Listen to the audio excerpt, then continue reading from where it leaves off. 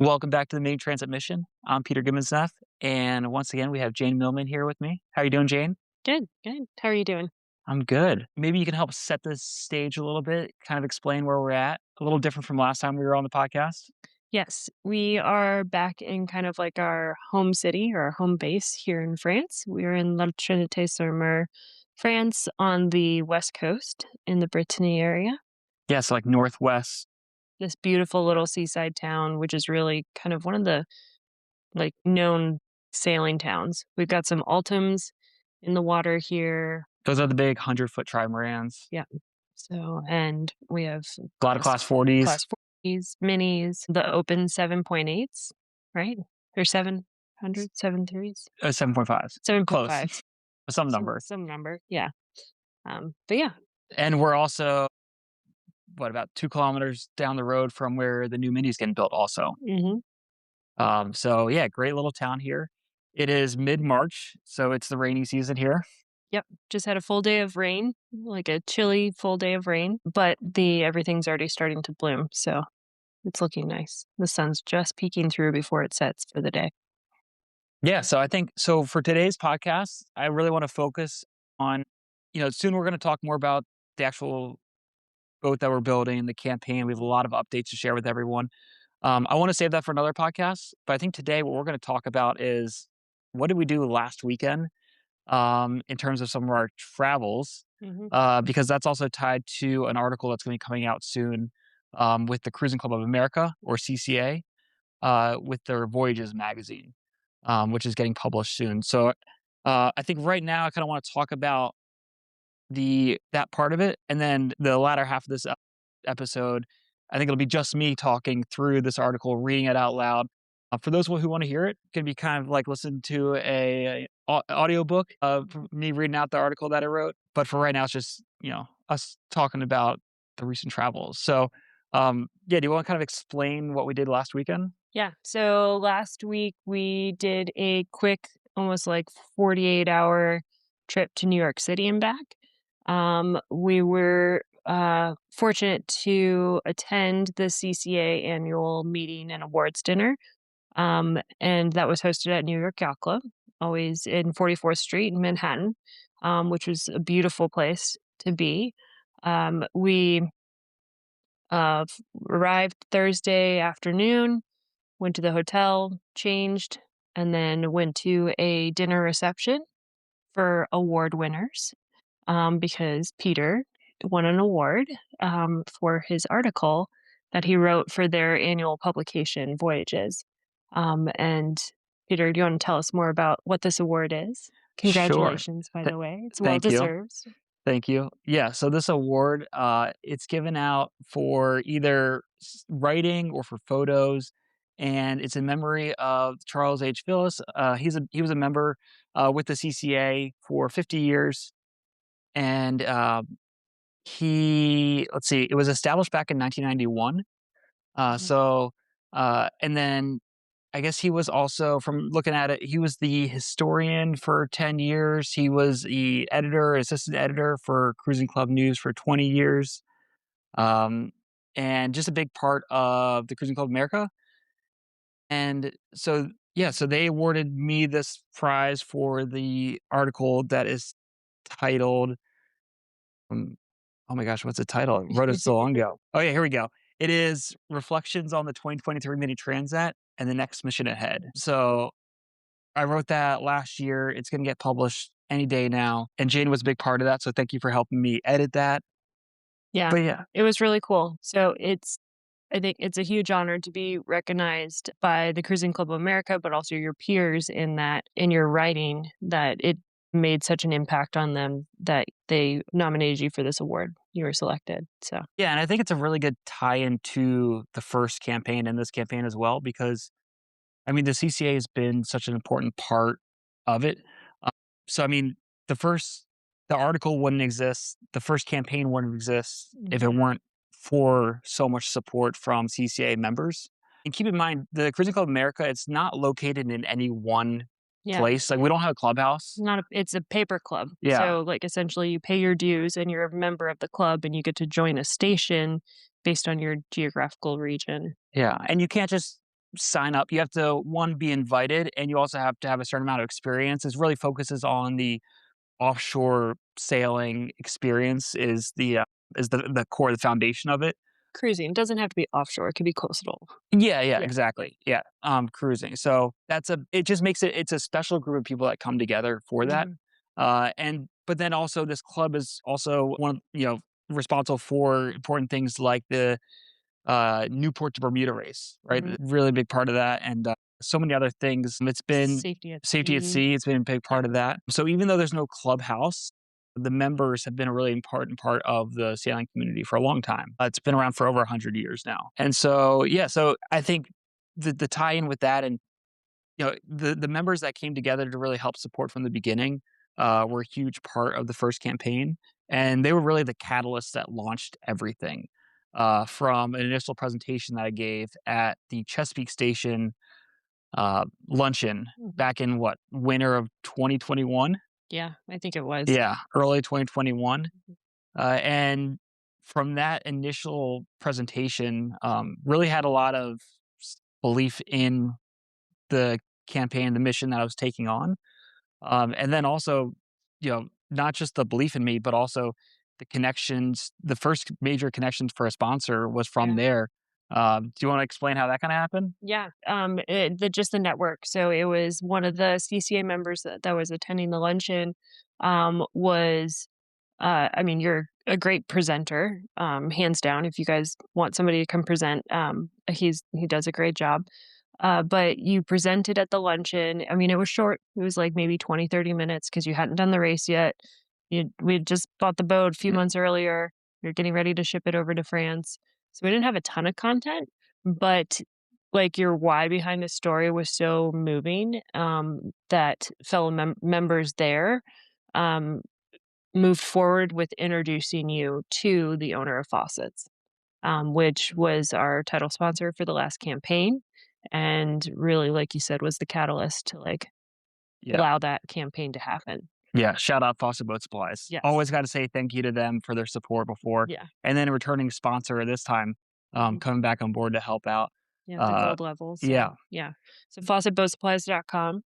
Don't forget to check out, good place to get all of your boating needs. They ship nationwide. Yeah, go support them. If you have the option to buy, this parts stuff for your boat or for yourself Mhm. going on the water, Yeah, and they ship quick. yeah. Like, I mean, if you order something, you usually get it within 1 to 2 days. So Yeah, so that connection to Fawcett Boat Supplies was made purely through the CCA connections. mhm. So, yeah, like I said, if it wasn't for the CCA membership, we would not have been so successful in that first campaign with really coming over to France the first time, shipping the boat over here from Annapolis and starting everything up. We are back here again in France a Yeah. couple years later. And So what can you tell us, how are you involved in CCA? What's your personal connection to CCA? yeah, no, that's a great point. So, my involvement with CCA is one, I'm a member now. So I joined back in 2020, but I feel like I've been a member my entire life because I really grew up at a lot of the CCA events. I'm a third generation member.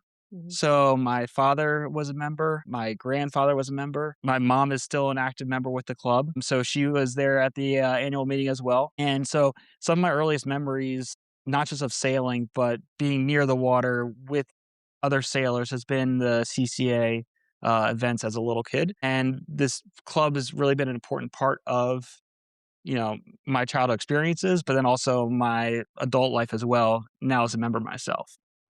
Yeah. Yeah. It's so cool that, and I mean, we were in a room, probably there was probably 200 people there or more, and I think there were not many people in that room that could say they were third generation CCA members, Yeah, so it's which is something I'm really really cool. proud of, and I Mhm. really enjoy being part of this club, but then also being able to share the experiences of what we're doing out here with our fellow members back in North America. Yeah. There's a lot of them that, came up to you both nights and said that they live quite vicariously through your blog posts, through your writing, through your articles, that they only wish that they had the life the ability to do something like that. And I It's really I nuts. really appreciate them coming up and Yeah, saying it that is because cool. I mean, this. I hope Mhm. everyone listening understands this is like I like staying under the radar. I don't like Yes, being you the do center not of like the attention. spotlight. Yeah. And I'm not doing this to be in the spotlight. That's not my goal, but it's nice that I can share this experience through blog posts, email updates,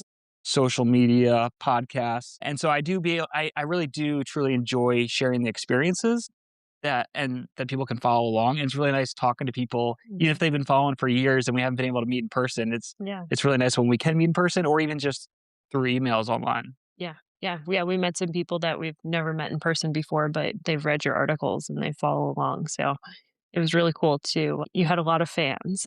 It's You had a great. lot of It fans was awesome seeing everyone. and supporters, like genuine supporters. It was really cool. Yeah, and so I mean, I'm truly grateful to be part of this club and be surrounded by so many fellow members and just sailors, people that enjoy being out on the water. That's Mhm. what it's all about, being out on the water with the shared community and purpose. And Yeah. If you are interested in joining CCA or learning more about it, shoot us an email and we'll provide you with some information. Like many clubs in the country, they're always looking for younger members. But Peter did say there are certain like qualifications yeah, just take and a look online. that Just check out the check website. it out online and we can talk and introduce you to people. But it is a really great club to be a part of. And even though it's cruising in the name, it's both cruising and racing too. There's a Yes. lot of racers in it, but also plenty of cruisers. So it's a good mix of people. Yeah, definitely. Well, good. Well, should we wrap it up there? I Yeah. know I'm going to transition over to reading through the article. Yeah. I know that makes Jane cringe a little bit because she's like, "Who'd want to No. listen to you read an article?" But I know for me personally, I love listening to audiobooks or podcasts and hearing about sometimes it's not just a conversation, but it's about reading an art.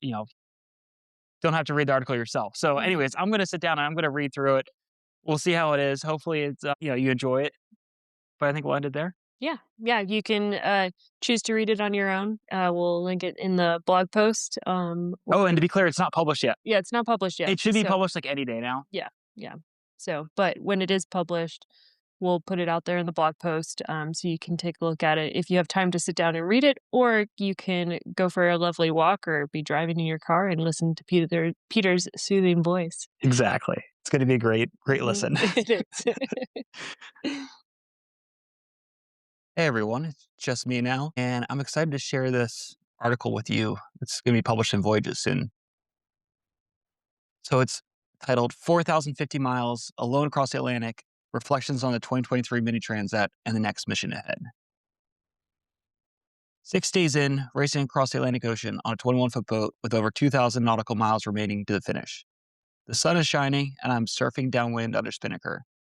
Tiller in one hand, Machin in the other, and we are flying across the ocean in the southern trade winds, racing against a fleet of 90 boats and hitting speeds over 16 knots. Now, this is the Mini Transat. This experience is what I spent 3 years preparing for in France with my boat Terminal Leave. Suddenly, surfing down the next wave, I lose control and the boat wipes out. As I look back, my heart sinks as I see my leeward rudder being dragged behind the boat, completely detached except for one bolt connecting it to the tiller bar. My race instantly changes from competition to survival as I start asking myself the questions: what did I hit? Am I taking on water? How do I prevent more damage to the boat? What now?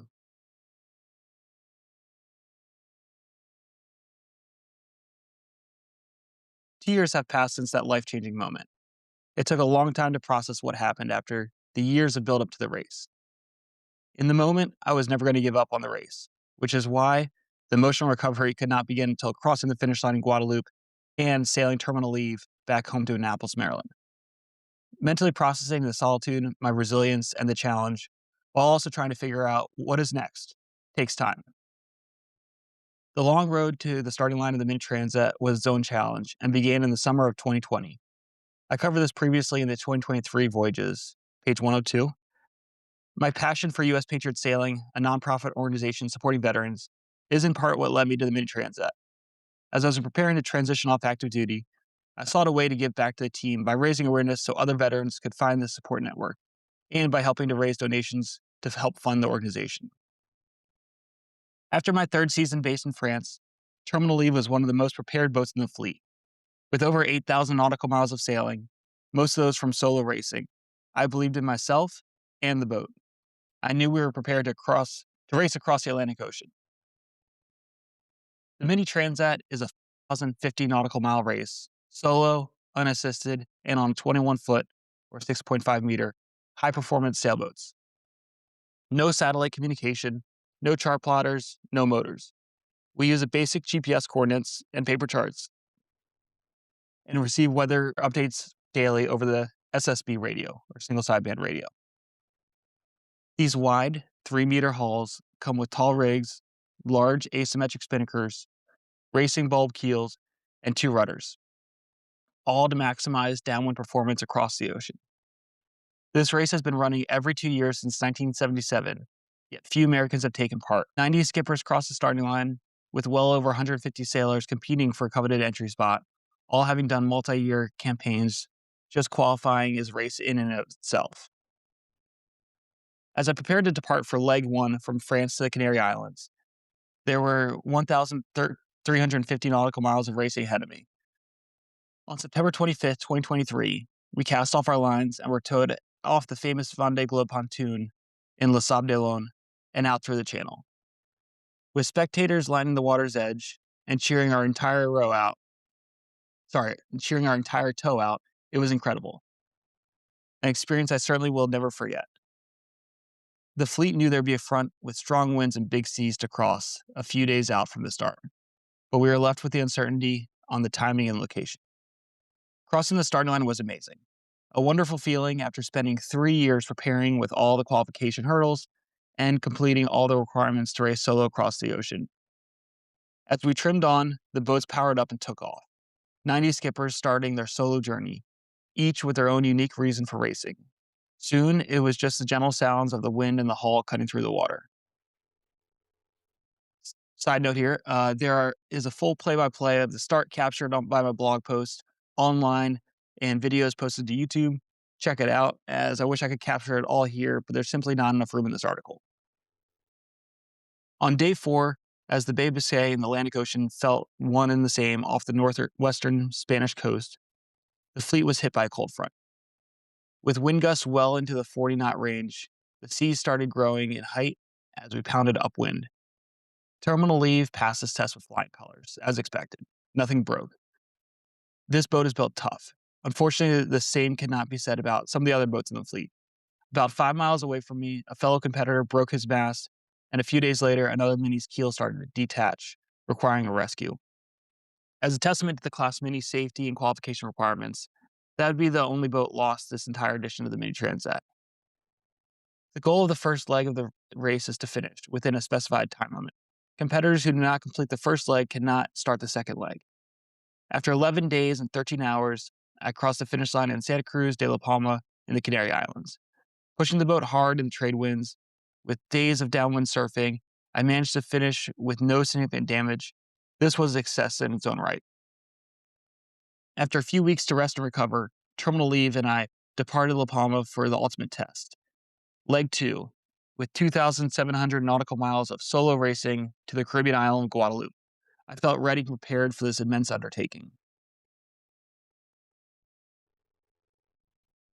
Throughout the first few days, the fleet remained close, as we had to head south and leave the island of El Hierro to starboard. After the waypoint, the entire ocean was our race course. Rumline to Guadeloupe was not looking promising, with a large area of light winds. Terminal leave and I continued south, banking on the more consistent wind. Knowing this race would last well beyond any long-range forecast, this felt like the best option. The fleet split across 3 paths, and only time would tell which routing would prove fastest. After 5 days of racing, I was still heading south. I am sure the tracker was tough to watch for those following, as the daily standings update was hard for me to accept too. This route would always show the boats that went south farther behind initially, but should pay off later in the race. That evening, one of the newest protos passed by in my visual range on the opposite jibe. Now that was a positive sign. Also, that proto would end up crossing the finish line in 3rd place. In the early afternoon of day 6, I was finally heading west, with the spinnaker up and flying downwind on starboard, 2 reefs in the mainsail and a reef in the A3 spinnaker, surfing down waves. It was time to send it. Tap into the years of preparation and training, everything was feeling great, and I felt in control of the boat and the race. Unfortunately, this is where we pick up from the beginning, with my rudder ripping off the stern. I begin to execute my immediate action drills of boat preservation, communication, and navigation. I release the main sheet and spinnaker sheet to flatten and slow down the boat. Jump down below, dry, no water coming in. Drop the sails, grab the Allen key tool, and recover the rudder on deck before we lose it or damage it further. Make a quick radio call to inform any boats around me of my situation. No response. I also send a preset message on the race tracking stating presence on board, all okay, since they could see my speed drop. This informs the race organization that I am personally okay and on the boat. As the boat is bouncing around in the sea state and the wind, I put up a reefed main and jibe the boat over onto port tack using the starboard rudder, the new leeward rudder that is still in place. Now, making enough way to prevent any further damage, I take a look at the chart and with my position and heading, as fate would have it, I'm heading directly towards Cabo Verde, a group of islands off the west coast of Africa, 270 miles on one rudder to make repairs ahead of me, to be appeared to be the better option than continuing west with more than 2,000 miles until the finish line. Over the next day and a half, I try to sail as fast as possible to Cabo Verde without breaking off the other rudder. Certainly a delicate balance as I'm still racing and making a technical stopover for repairs. As I balance my time between repairing fiberglass damage on the rudder to figuring out which port to pull into, I also contemplate where I went wrong. How did this happen? Why me? There are no immediate easy answers to this point, so I keep sailing south. Cabo Verde is foreign to me. I've never spent any time studying these islands. I just know cruisers typically sail there. As I read the pilot book, this is the best choice, as it is downwind. On the chart, I find Porto Grande. As the name implies in Portuguese, this appears to be a large port that is the farthest northwest option of the island chain. Seeing there's a customs check-in point and commercial shipping repair facilities, this seems like the best bet, even though I'm fully prepared to sail in and be told to head to another island. During this time, the race organization sends a message on my tracker asking what happened. As responding on the tracker is not easy, it's attached to the pulpit on the stern, and I don't want to disqualify myself by over communicating. I spend over 10 minutes scrolling through a ton of characters, entering a message while surfing down waves and trying not to wipe out. All I can send out is rudder broke / Cape Verde repair. Meanwhile, back in Annapolis, my partner Jane is working quickly to provide the support I need. She does not know the extent of the damage, if I even have any rudder left, or what port I'm pulling into. With so many unknowns, Jane reaches out to her international network and gets a plan in motion, ranging from shipping old rudders, building new rudders, and most importantly, finding a local repair team on standby for my arrival. As I approach Porto Grande, better known as the port city of Mindelo, on the island of São Vicente, I'm surfing down waves, trying to call the dockmaster on the radio, but receiving no response. Entering the channel, I pass two cruising sailboats who look just as shocked to see me as I am to see them. This is a good sign. Sailing into the mooring field, the wind subdues and the sea state flattens. With still no response on the radio, I'm forced to short tack up the harbor through a mooring field. Seeing the dock is full of large cruising boats, I drop an anchor close by. As I finally catch my breath for a moment, thinking through the next steps, a small dinghy motors up alongside. The older gentleman happens to be an American from North Carolina, and he offers me a ride to shore. Such kindness and perfectly timed help so far away from our homes. Once on the dock, I meet the marina office manager, who says he was expecting me. He apologizes for not hearing my radio calls as they were extremely busy receiving multiple cruising boats arriving from France as part of a rally. We hop on his rib, pick up terminal leave, and tow the Mini to the floating dock at the marina. A Swiss cruiser on a mooring with his phone films me as I go by and yells, "Say hi to Jane." This is surreal. So many people are waiting for me and ready to help, and I still don't fully know the extent of this network that has come together over the past 48 hours. Now it's time to get to work. There's a repair team ready with an office on the floating dock right next to the Mini. Their slogan is, "If someone built it, we can repair it." And that is exactly the kind of support I needed in the moment. The team replaces the 8 bolts that hold the rudder gudgeons onto the hull. It is clearly a two-man job, one from a dinghy in the water and another from inside the boat.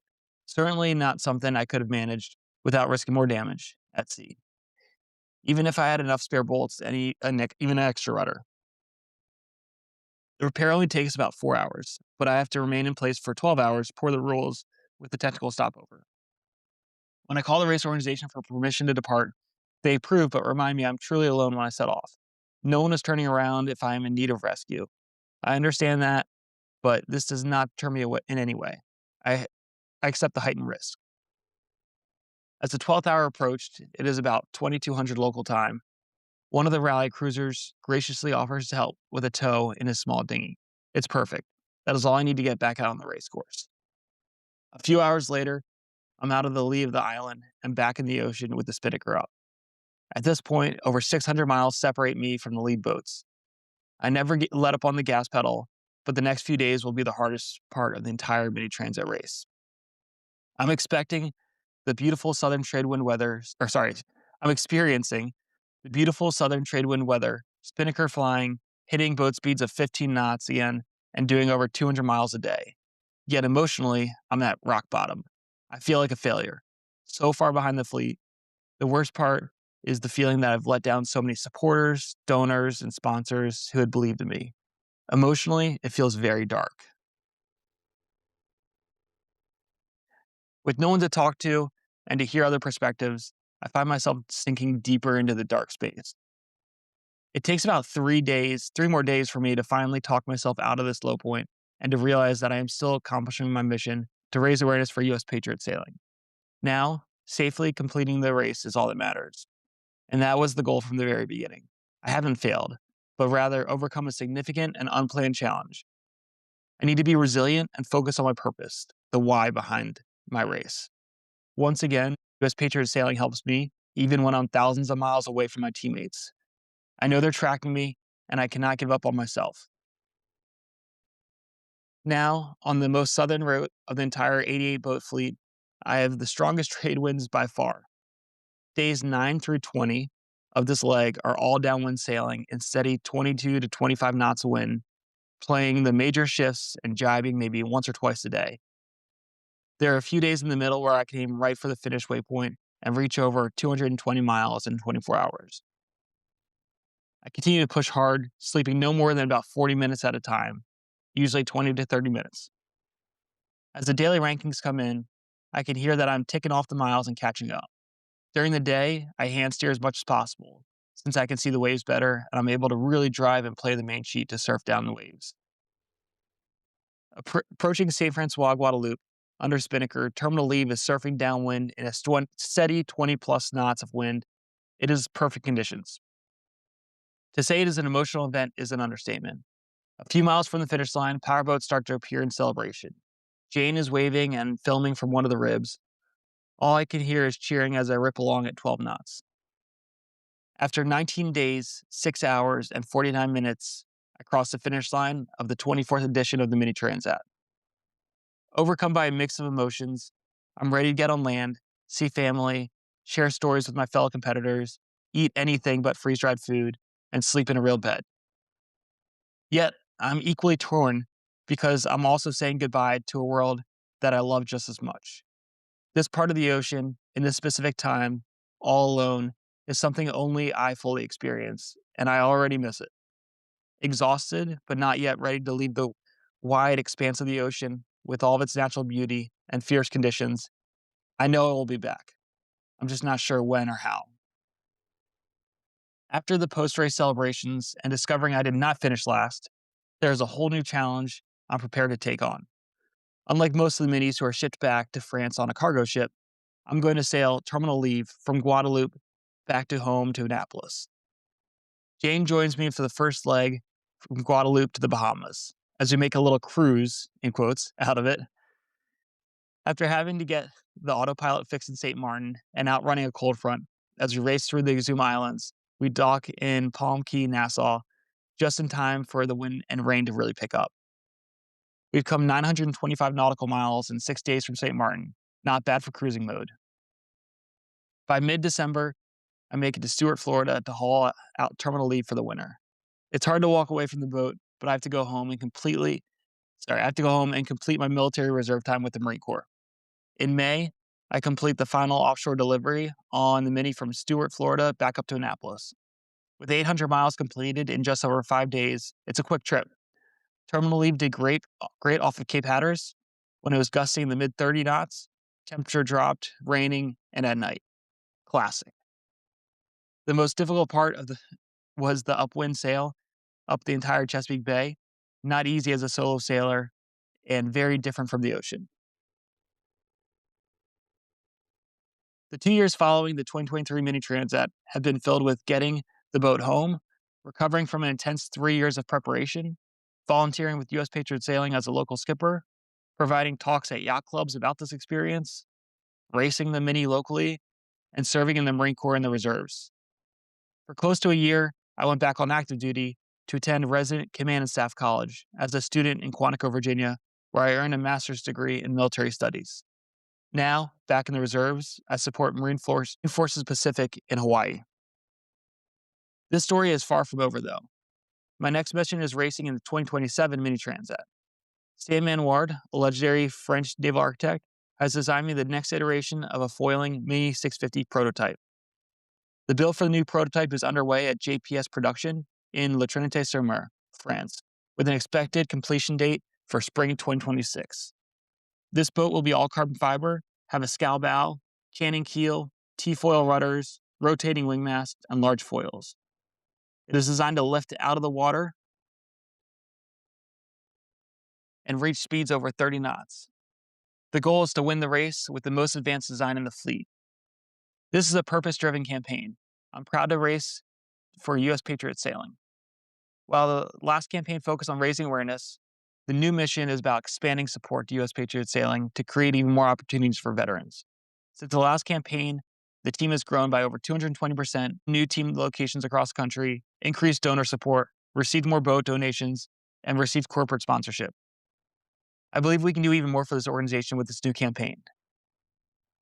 Thank you to all the members who have supported the last campaign. You made a tremendous impact.